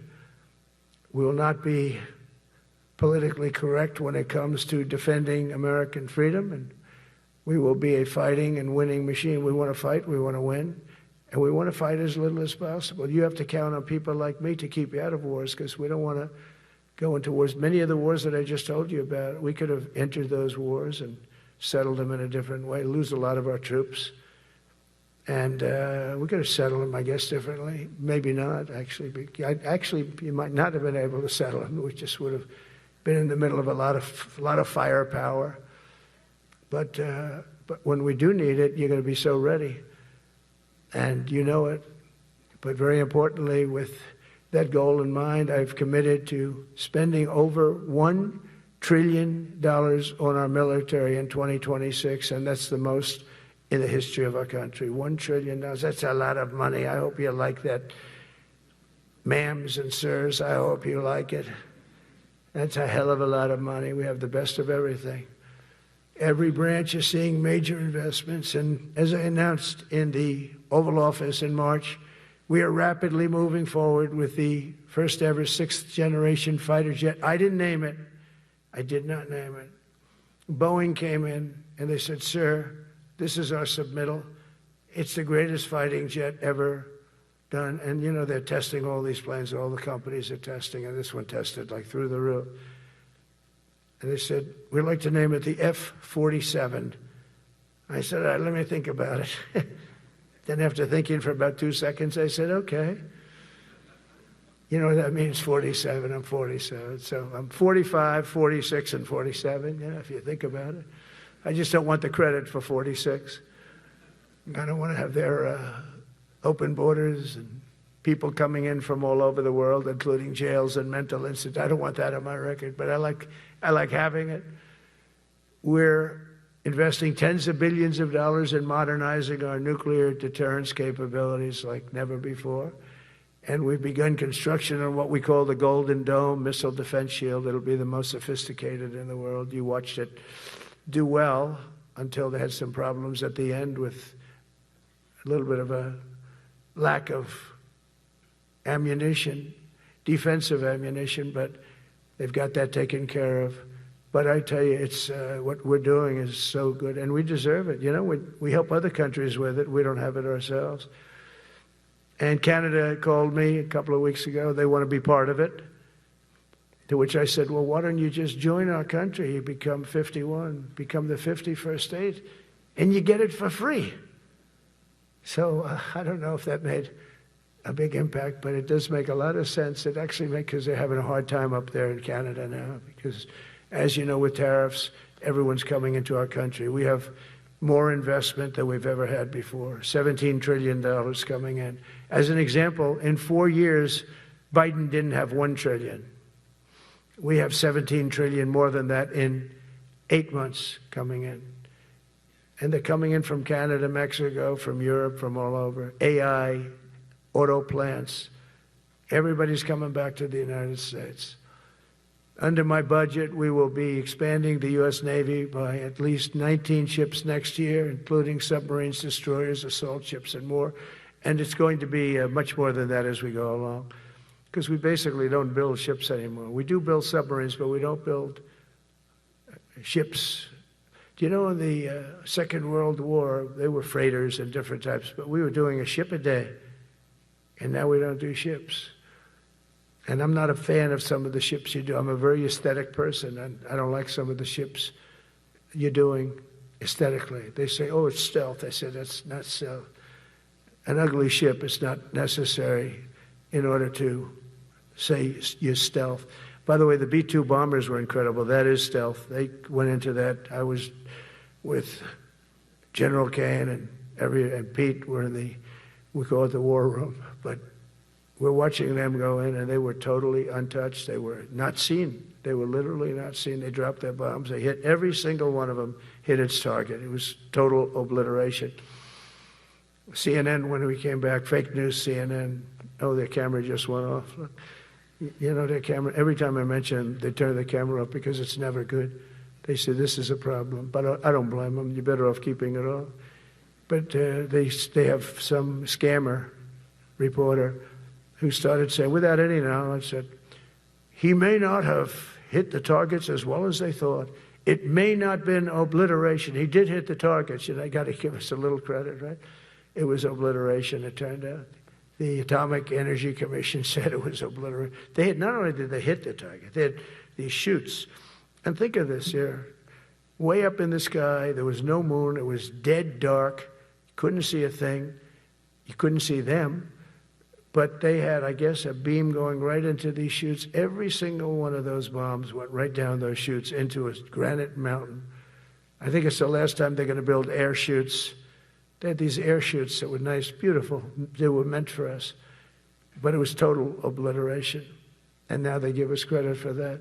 But these people were phenomenal. I tell you, for the Air Force people here, you can be very proud. That B-2, we just ordered a lot of new ones and updated ones, but I'd take the other ones. Let me tell you, they couldn't have worked any better. So they flew for 37 hours total, back and forth, no stops, no nothing. We had 52 tankers loading them up. And that's a job I wouldn't necessarily want too much, flying a tanker, loaded up with hundreds of thousands of gallons of fuel. I don't know if I'd do that job, General. I asked the question, what happens if it gets hit? Sir, you don't want to know about that, right? I don't want to know about that. But those guys, they just hear us. They're incredible. I had them all to the Oval Office. We had the B-2 pilots and a lot of the people, even the people that took care of them, the maintenance people, just as important. We had them all to the White House, gave them a big party on the lawn, brought some of them into the Oval Office. But on top of all this, we'll deliver a hard-earned pay raise of 3.8% to every soldier, sailor, airman, Coast Guardsman, Space Guardman, and Marine, something you weren't getting from the past administration. They did not treat you with respect. They're Democrats. They never do. Not only are we rebuilding our great strength, but for the first time in years, my administration is actually using that strength to defend the core and vital interests of America. And very simply, we are putting America first. And I have since I've been elected. I've always put America first. It's sort of simple, you know, when you think. My campaign was run on common sense, and we did great. We've got the highest numbers ever received in terms of districts. You know, they have it broken up, 2,500 versus 525. We won every swing state. We won the popular vote. We won everything. We won everything. You have to take a look at the map. It's almost entirely red, except there's a little blue line on each coast, and I think that's going to disappear too. We did really great, and part of it is because of our success with the military, the rebuilding of the military, the vote that I got from the military, and they're vicious people, you know, that we have to fight, just like you have to fight vicious people. Mine are a different kind of vicious, but they spread all these horrible, you know, they made up statements and said what I said about everything, but even about the military. But fortunately, the military didn't believe it. It's hard. You know, they make up a statement and they said, you say it. We had 25 people that said he never said that. 25. We had 25 affidavits. And they said, well, we're going with it anyway. You know, these sleazebags. And that's why the press is really losing all power, because people aren't believing it. We need an honest press. We need borders. We need borders. We need an honest press. We need fair elections. I mean, those three things. And we don't have an honest press. We have a really corrupt press. But we fight through the corrupt press. And the people understand you have to do this stuff a lot. You have to go on television a lot, because you can't get a fair shake if you're going to rely on somebody else. They don't understand. They've destroyed the image of media. Now is at the lowest point it's ever been. It's lower than Congress. Can you believe that? It's something. But together with many of you in the room, we've brought back the fundamental principle that defending the homeland is the military's first and most important priority. That's what it is. Only in recent decades did politicians somehow come to believe that our job is to police the far reaches of Kenya and Somalia, while America is under invasion from within. We're under invasion from within. No different than a foreign enemy but more difficult in many ways because they don't wear uniforms. At least when they're wearing a uniform, you can take them out. These people don't have uniforms. But we are under invasion from within. We're stopping it very quickly. After spending trillions of dollars defending the borders of foreign countries, with your help, we're defending the borders of our country from now on. We're not going to let this happen. Biden let people come in from prisons, mental institutions, drug dealers, murderers. You know, we had 11,488 murderers allowed into our country by this guy who had no clue. He had no clue. He shouldn't have been there in the first place, but he had no clue. The people that ran the office, the White House, were people that surrounded him, radical left lunatics that are brilliant people, but dumb as hell when it came to policy and common sense. And they allowed people from all over the world, from the Congo. They opened up prisons in the Congo. They came into our country totally unmatched, unvetted, unchecked. And from all over, South America, not just South America. You know, you think South America, no, but from all over. A lot came in from Venezuela. Venezuela emptied its prison population into our country. That's why they have Tren de Aragua, one of the worst gangs ever. But we took care of them. We took good, strong care of them. And I just want to thank the National Guard in Washington, D.C. It's embarrassing to say this. Now I can say it because we solved it. But Washington, D.C. was the most unsafe, most dangerous city in the United States of America. And to a large extent, beyond. And beyond that, you go to Afghanistan, they didn't have anything like that. You go to countries that you would think there's problems, they didn't have that. And now Washington, D.C., after 12 days of serious, serious intensity, we took out 1,700 career criminals. If you have 5 career criminals, they can make your numbers look very bad because they'll commit many crimes a day. But we took out 1,700, and they took them out. There was no doubt who the boss was. They did an unbelievable job. Then they started even cleaning. I said, I don't want them doing that. Sir, they were cleaning it up. I drove through it 2 days ago. It was beautiful. People are walking down the street holding hands, man and wife, coming from Iowa. They're not worried about being shot. Washington, D.C. is now a safe city. In fact, I went out to dinner with my crew. I haven't done that. In theory, I wouldn't do it. And I felt totally safe. And nobody's been attacked. Nobody's been hurt. Washington, D.C. went from our most unsafe city to just about our safest city in a period of a month. We had it under control in 12 days, but give us another 15, 16 days. It's perfect. And people other than politicians that look bad, they think, you know, the Democrats run most of the cities that are in bad shape. We have many cities in great shape too, by the way. I want you to know that. But it seems that the ones that are run by the radical left Democrats, what they've done to San Francisco, Chicago, New York, Los Angeles, they're very unsafe places. And we're going to straighten them out one by one. And this is going to be a major part for some of the people in this room. That's a war too. It's a war from within. Controlling the physical territory of our border is essential to national security. We can't let these people in. You know, we had no people enter in the last 4 months. 0. Even I can't believe that. You know, we had millions coming in, pouring in. 25 million all told. And of those 25 million, many of them should never be in our country. They would take their worst people and their people from prisons and jail, and they'd put them in a caravan and they'd walk up. CNN was interviewing one person. Oh, why are you coming? I want freedom. Good. Were you in jail? Yes. For what? Murder. I said, you had to see this anchor, a young woman. She's like, I couldn't believe it. She'll probably lose her job. But because the left doesn't want to hear that. But we're running it based on common sense and based on love of our country. But I want to salute every service member who has helped us carry out this critical mission. It's really a very important mission. And I told Pete, we should use some of these dangerous cities as training grounds for our military, National Guard, but military.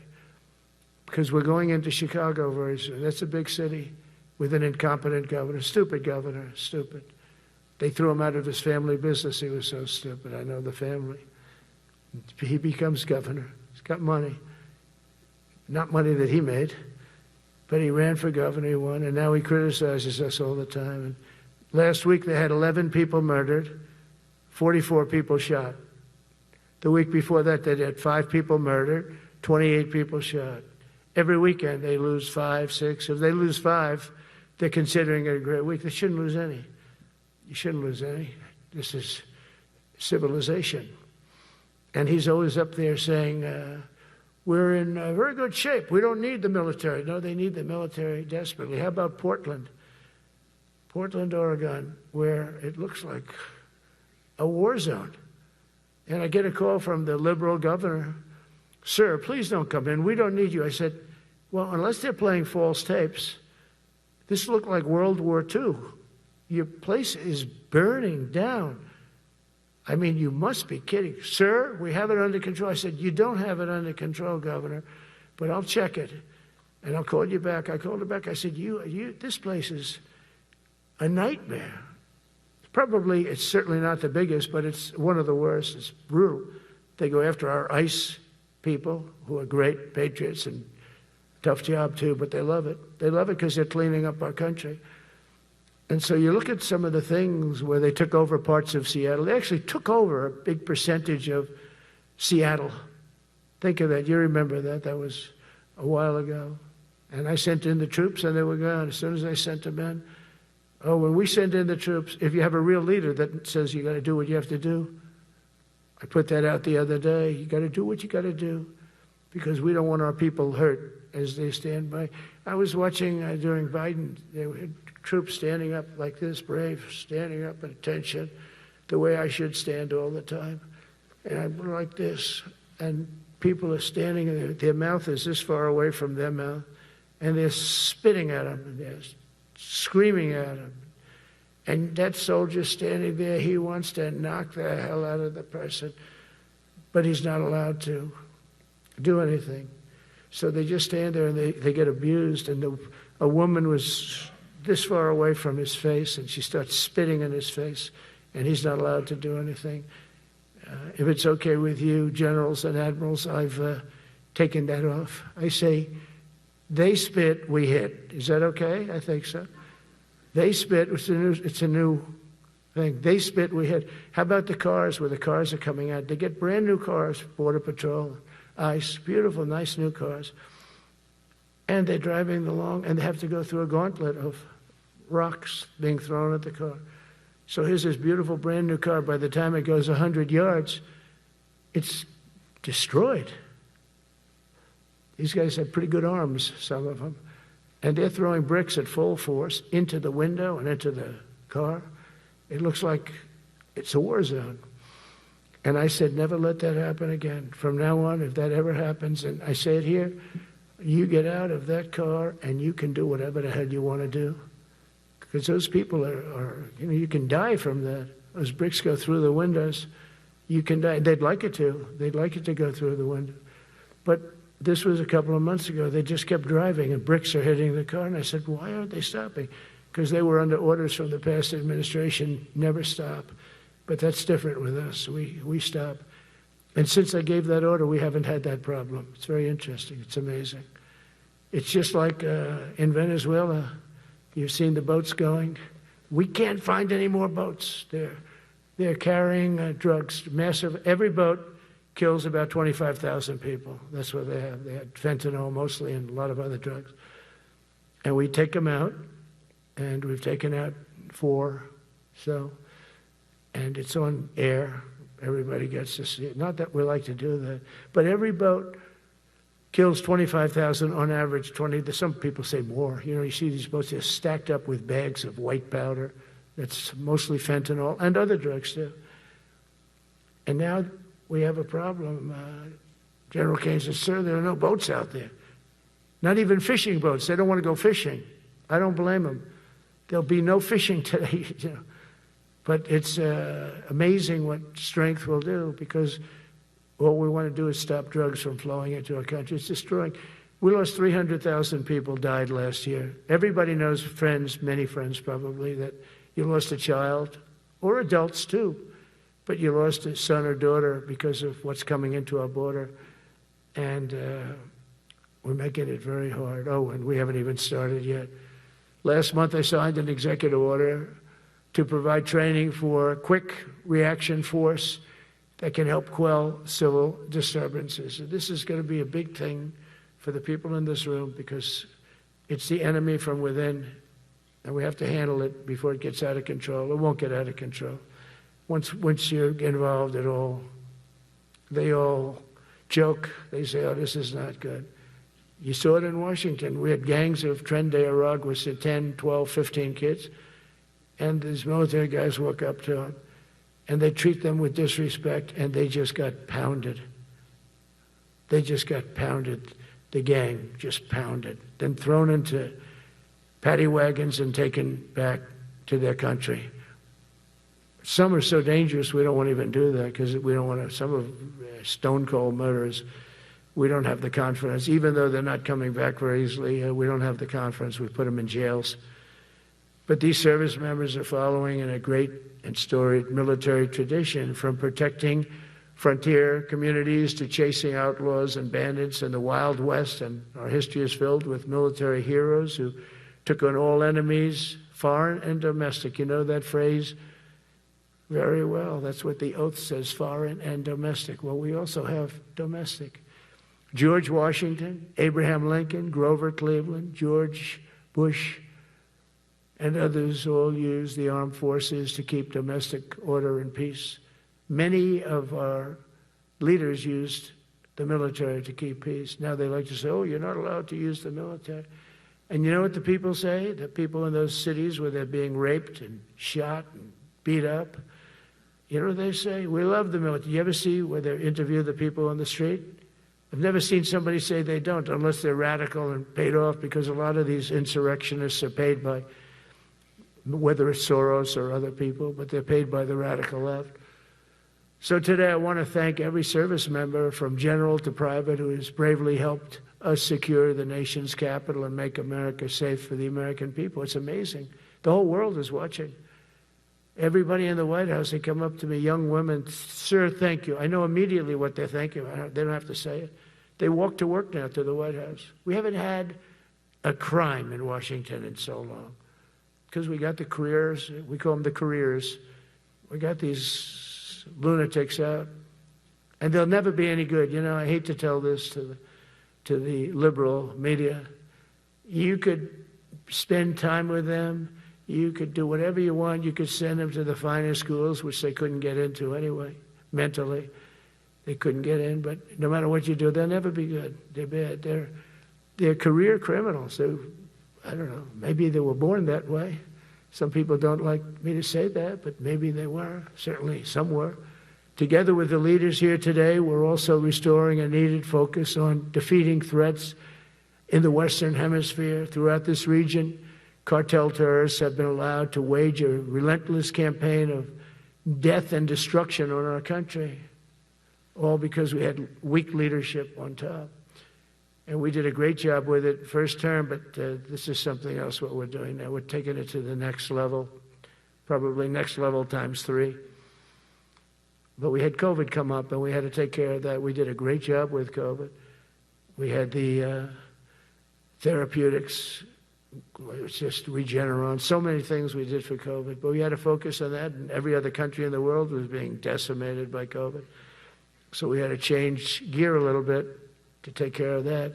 But under our leadership, the military is now the knife's edge in combating this sinister enemy. We have to put the traffickers and cartels on notice, and we've done that. And we put them, a lot of them, we've called them a terrorist organization, which is actually a big thing to do. Nobody's done it, but I've done it with a lot of them. It gives you a tremendous advantage.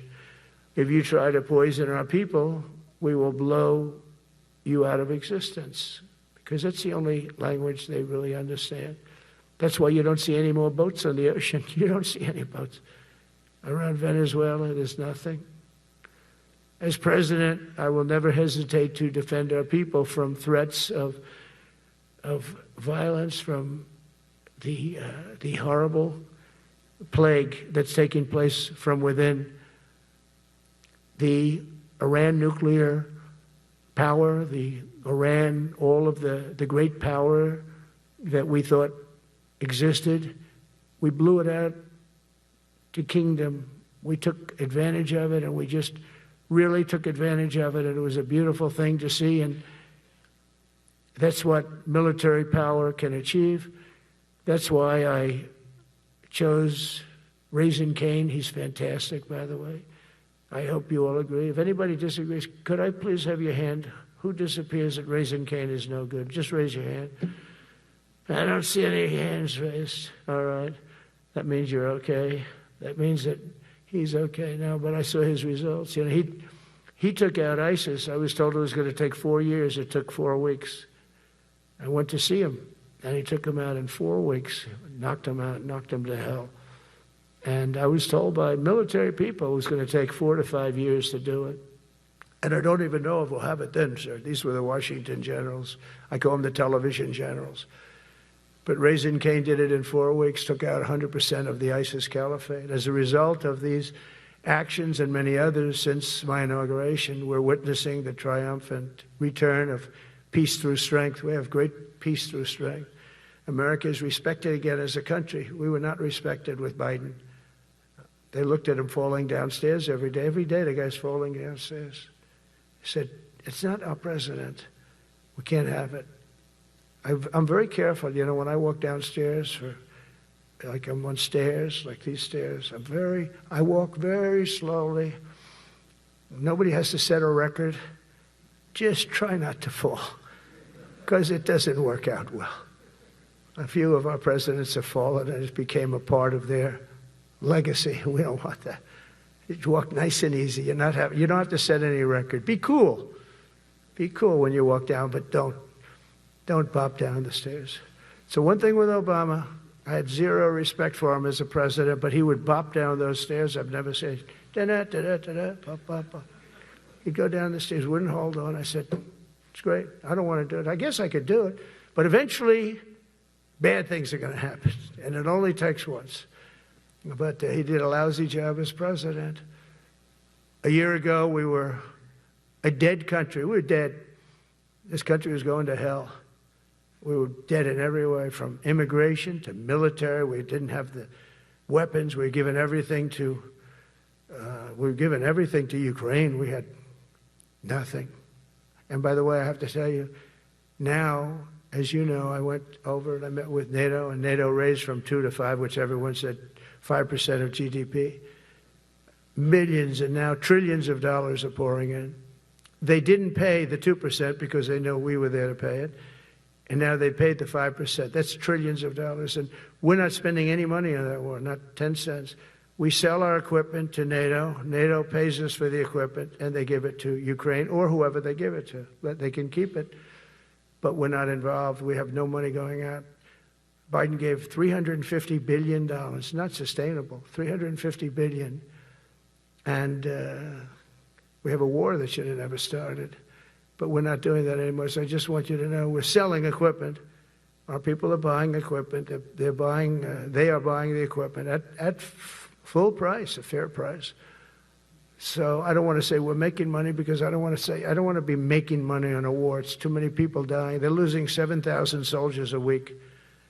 A lot of them are Russian soldiers, but between the two countries, mostly soldiers, by the way. Sometimes, you know, in Kiev, they'll lob a missile in, or some drones in, kill some people. But mostly it's soldiers. Russia and Ukraine are losing 7,000 souls. And, you know, they're not American. They're not us. They're not you. We have a special obligation. But they're soldiers. They're young people. They leave their parents. They wave goodbye. And then 2 days later, they're blown up so unnecessarily. And so that's the primary reason I want to get it done. We got to get it done. It's crazy what's going on. That's the worst war that there's been since World War II. The number of soldiers that are being killed there is just crazy. From 5,000 to 7,000 soldiers die a week. Think of that. So I think we'll get that done. But that's turned out to be the toughest one. I'm so disappointed in President Putin. I thought he would get this thing over with. He should have had that war done in a week. And I said to him, you don't look good. You're 4 years fighting a war that should have taken a week. Are you a paper tiger? And it's a shame, but I think eventually we'll get that one done, just like in theory, I want to knock on wood, because you never know. It's like we're going to have the Middle East done, which is actually a much harder thing to do. I mean, thousands of years, but we have to get that war done. So now just think of it, we're a dead country. I was with the King of Saudi Arabia, a great guy. I was with the Emir of Qatar. I was with the great leadership of UAE. I was over there. We brought back $2 trillion and more. They ordered 200 planes, Boeings. They ordered so much, and they were great. But they all said essentially the same thing. They said, 1 year ago, you were a dead country, and now you're the hottest country anywhere in the world. We're the hottest country in the world right now. The absolute hottest country in the world. There's nobody even close. Putin said that to me. We met in Alaska, had a good meeting. Then he went back and started sending drones into Kiev. I said, I thought we had a good meeting. But it's one of those things. But we were a dead country a year ago, and now we're the hottest country anywhere in the world. Think of that. You can be proud of that. And you must have felt like hell when you have a wife or a husband at home, and you used to read the numbers that we can't get people to join the Army, Navy, Air Force, Marines, Coast Guard. You must have felt like, I have a job that nobody wants. That doesn't feel good. Well, now you have a job that is brimming over with people wanting it. They want it. And you're able to get a much higher quality because now you have your choice. You want so many. And we're going to have many, many people that aren't going to be able to join because of the fact that we don't need them at this moment. But think of it, what a difference that is from, I could just imagine 2 years ago, you're reading front page articles in the New York Times, of course, and Wall Street Journal. They always give us unfair stories. But they played it so big. They were playing it so big. Nobody wants to join the Army, the Marines, the Air Force. They don't want to join.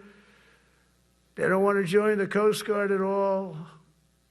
Nobody wants to join. Nobody wants to join our police forces. Our police forces also. It's almost went hand in hand. And I used to say, boy, I'm speaking in front of the military today, and it's embarrassing because I'm speaking in front of people who have a job that other people don't want, but now you have a job that everybody wants. So I think that has to make you feel good. It's one of the reasons I love being here today, because I wanted to say that. I have to say that everybody wants to be in the Army, the Navy, the Air Force, the Marines. If you think the Coast Guard and Space Force, our beautiful Space Force, it's a whole different world. And now they're signing up, by the way, seriously big numbers for the police. Dangerous job, isn't it? Huh? Fire department. But that's the paving the way for progress once thought almost impossible. I mean, a year ago, you wouldn't have thought that was possible. A year ago, they were talking about making the military smaller because they can't get the people to join. We're thinking about making it larger because we have so many people. And it's nice to be able to cut people because of merit that aren't really qualified for any reason, a physical reason, a mental reason. You don't have to take them anymore because you have the pick of the litter, and they all want to be with you. They all want your job. They want to be with you. They want to work with you. They'll even take your job, Got to be a little bit sharp. You got to watch it. But everybody wants to be doing what you're doing now. What a difference when I speak to you, and I can say that as opposed to a couple of years ago when I was talking to rooms where they were desperate to get people and they couldn't get them. What a difference a presidential election can make. That's all it is. It's just a presidential election. Yesterday at the White House, we put forward a plan for peace in Gaza. We announced it, and we're going to create something that was my idea, but unfortunately I got drafted. It's going to be called the Board of Peace, and it's going to reign over that territory, and we're going to get that done. And they asked if I'd be the chairman of the Board of Peace. I wasn't counting on that. I had the idea for the Board of Peace. But I said yes, and I guess because of that, every leader, everybody wants to be on the board of peace. And we're going to watch over that very volatile part of the world and keep it non-volatile so you don't have to get involved. We want to save you for other things or save you for nothing from that standpoint. We don't want you fighting wars, but if you have to, you're the most lethal fighting force in the world. And I would say that even 2-3 years ago, but now I say it with great enthusiasm. It's so true. And we're striving tirelessly to end the terrible war in Ukraine. And as you know, we're also working hard to get the allies to share more of the burden of our defense. Much of that has really already taken place. But all NATO members have committed to the increase that I talked about. Think of that. That was unthinkable. It used to be 1%, then we got it up to 2% in my last term. And they did not like it. And now I got it to 5%, and I get along great with all of them. In fact, they call me the president of NATO. I said, I don't think so. But they're great. They're great people, and they're spending a lot of money, and a lot of money that they should have been spending in the past. But I think Putin was a wake-up call for them, really. We're now selling large quantities of American-made weapons to NATO, and we're getting really fair pricing. We're making a lot of money. It's my hope that from Europe to Asia to the Middle East, our allies will make similar commitments to increase their military capabilities. And this will greatly strengthen our alliances, and also it will make war far less likely. You know, if you're a strong presence like we are such a strong presence now. And I go around bragging about that. I said, we have the strongest military anywhere in the world. I say it. You never heard Biden say that. You never heard him say anything. But you never heard him say, did you ever hear him say, we have the strongest military? He doesn't say that. I say it. We have the strongest military anywhere in the world. We have great leadership. And I'll tell you, Pete and General Kaine, all of the people that I've met that have been lifted up in rank. And we got many of them out of here, too. I'll be honest with you. Didn't like doing it, but we got many of you out of here because we weren't satisfied. We know everything about everybody. It'll also help the United States rapidly rebuild our defense industrial base. Each of you can play an important part in getting allies to do their part. So to that end, Secretary Hegseth will soon be announcing major reforms to streamline military acquisitions and expedite foreign military sales. We have tremendous numbers of countries that want to buy our equipment, and, you know, in many cases it takes too long. They have backlogged. We're backlogged on all the equipment, which is something that's new to us a little bit. And I told those companies, you better get your ass going, because we're selling you a lot of equipment. We're getting countries to buy your equipment. You got to produce the equipment. Some of the countries, I'm not going to mention, but some of the countries are buying a lot. And that's a good thing. They're on our side 95%. I'll never say 100% because it can always turn, right? You know about that. But they're on our side. The problem is we have to get the companies that make this equipment, and we make the best equipment in the world, but they got to make it faster. We have orders for the F-35. We have orders for everything. The new F-47. We have orders for everything. They got to make it faster, a lot faster. Ammunition they have to make faster. In the coming months, we'll be making even more historic announcements to fully embrace the identity of the Department of War. I love the name. I think it's so great. I think it stops wars. The Department of War is going to stop wars.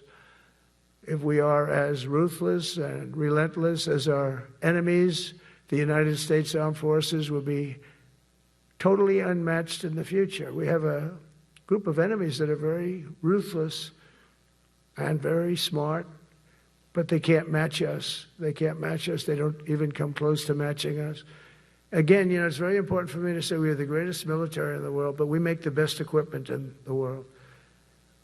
I watched our anti-missile missiles. I watched our Patriots just knock things out like a needle, hitting another needle on the stage. There's a needle up there, and you send another needle up, and it hits it every time. During the war, we went 14 for 14. We had 14, this is with Iran, we had 14 missiles coming at us. All 14 were knocked out of the sky, every one of them. We make the best equipment. From Sparta to Rome, to the British Empire, to the United States of America, history has shown that military supremacy has never been simply a matter of money or manpower. At the end of the day, it is the culture, spirit of our military that truly sets us apart from any other nation. Our ultimate strength will always come from the fierce people, and those brilliant people with such pride, and the unbending will and the traditions of excellence that have made us the most unstoppable force ever to walk the face of the earth. And that's what we are. Remember, we never want to use it, but we have the most powerful nuclear capability, and I call it nuclear deterrent of any other country. Nobody close. The men and women in this room inherit the legacy built and won by Washington and Jackson, Grant and Pershing, Eisenhower and Patton, Nimitz and LeMay. We carry forward the majestic military heritage passed down from father to son, soldier to soldier, and one generation of warriors to the next. You are warriors, you know that, right? You're great warriors. Well, you wouldn't be in this room. You're the best of the best. From Concord Bridge to Fort McHenry, from Gettysburg to Manila Bay, from Normandy to Sicily, and from the jungles of Vietnam to the dusty streets of Baghdad, America's military has charged into hellfire, climbed up jagged mountains, crossed roaring oceans, and thundered across open deserts to defend our flag, our freedom, and our homeland. Nobody does it like you. Now we are discovering American muscle, reasserting American might, and beginning the next story chapter in American military legends and lore. That's L-O-R-E. It is lore. When it comes to defending our way of life, nothing will slow us. No enemy will stop us. They cannot stop us. And no adversary will stand in our way. They won't stand in our way. We don't want them to stand in our way. We don't want to even put them in that position, but they're not going to stand in our way ever again. You'll never see 4 years like we had with Biden and that group of incompetent people that ran this country that should have never been there. Because we had the United States military, the best, the boldest, the bravest that the world has ever seen, that the world has ever known. With leaders like we have right here in this beautiful room today, we will vanquish every danger and crush every threat to our freedom in every generation to come, because we will fight, fight, fight, and we will win, win, win. I want to just thank you once again, and God bless the United States military, and God bless America. God bless you all. Thank you very much. Thank you.